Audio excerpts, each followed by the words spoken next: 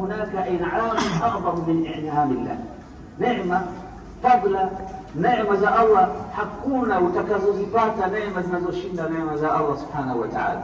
Lakini mufassirun wanasema laysa ba'da in'ami Allah in'amun a'zamu min in'ami alwalidayn, hakuna baada ya in'ami ya Allah in'am zitakazoshinda za wazazi wako wawili, baba na mama.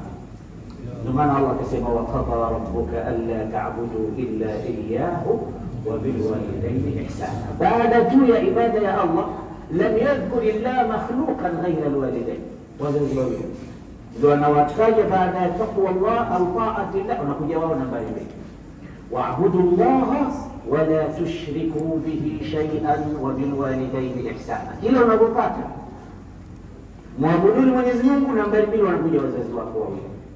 Sasa je, mlango huu kama hauko tena katika dunia na haukufanyia ihsani inavyotakiwa? Mtume alipokuwa anapanda mimbar alikuwa anaitikia dua, muombaji dua hawakujua ni nani, kumbe ilikuwa Jibril, akisema raghima anfu mri'in adraka walidayhi fil kibari ahaduhuma au kilahuma thumma lam yadkhul aljanna au lam yadkhilahu aljanna. Amehasirika mtu ambaye atawakuta wazazi wake wawili wako katika utu uzima alafu asifanye mambo ya kumsababisha yeye kwenda peponi. Ndugu zangu, msiba wa kuondokewa ni mzito, lakini kuondokewa na mama ni msiba mzito. Tunamuomba Mwenyezi Mungu awape subra na wazidishie subra hiyo wafiwa.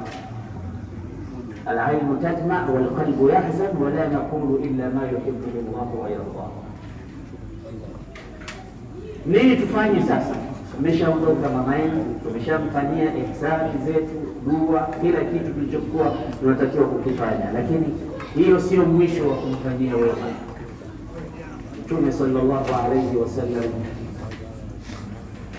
ametufundisha baada ya wazazi wetu kuondoka tuwaombee dua, na moja ni hili: idha mata muradama qata amaluhu illa min 3 sadaqatin jariyatin aw ilmin yuntafa'u bihi aw waladin salihin yad'u lahu wa qur rabbi irhamhuma kama rabbayani saghira. Watoto, wazazi, wajukuu wote wanatakiwa wamsindikize mzazi wao, mama yao, kwa kumwombea dua, kwa kumwombea maghfira, kumwombea rahma, kumwombea pepo.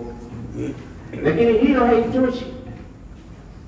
Pia tumefundishwa kwamba Abdullah ibn Umar alipoonana na yule bedui, akaonekana anamsogezea kipando chake alichokuwa anatumia Abdullah ibn Umar kumsogezea yule bwana, akavua na kishali chake akamvisha yeye, kisha akaonekana kumpa ihtiramu ya hali ya juu mpaka wenzake wakamwambia, in haula yardawna bil yasir, hawa ni mabedui wanatosheka tu kwa kitu kidogo, wewe unafanyia zaidi ya vile ambavyo tunatakiwa kufanyiwa.